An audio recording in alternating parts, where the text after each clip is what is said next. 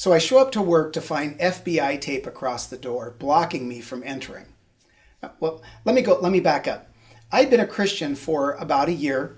I had built a company for a guy and his wife from 20 salespeople to 80. And then the owners wanted to start selling lottery tickets. And I, in good conscience, could not help them sell such a product. So one of my acts as a new follower of Jesus was to have them make a choice. Either the lottery tickets or me. Well, they chose the product. And in my mind, I was suffering for the cause of Christ. And because I was suffering, I knew God would bless me with something better. I soon found a job in the financial arena. I would help people with poor credit get financing. I was consistently in that company the top salesperson. In fact, I'm looking at the operation and I'm thinking, I could help them double their sales. And so I presented it to them, and I just really said, if you want to give me a piece of the pie, in different words, and make me the manager, I'd be happy to help. But for some reason, I kept hitting a wall. In fact, I remember looking out the 15-story window and saying, God, why are you doing this?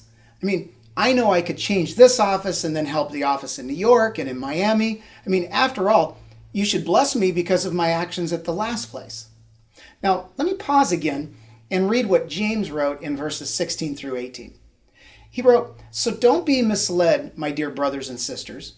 Whatever is good and perfect is a gift coming down to us from God our Father, who created all the lights in the heavens. He never changes or casts a shifting shadow. He chooses to give birth to us by giving us his true word. And we, out of all creation, became his prized possession." Now, notice that James said, don't be misled.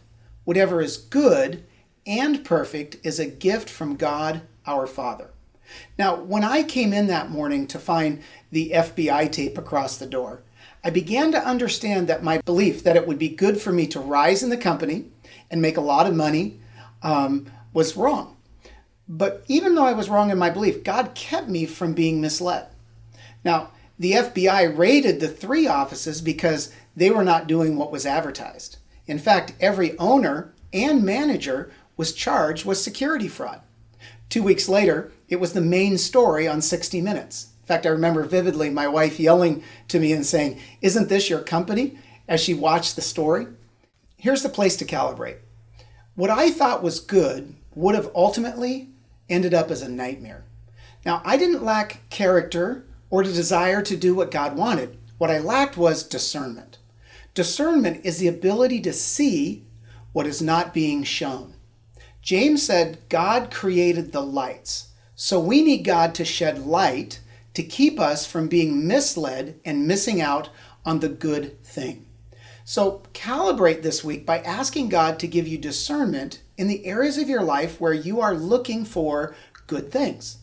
The Father of lights wants you to have good and lasting treasures. Until next week, remember, don't just take life as it comes, calibrate and shape it as you go. Thank you for following Calibrate. Share it with someone you know. Take a moment and review us and give us a good rating on iTunes, Google Play, Facebook, or YouTube.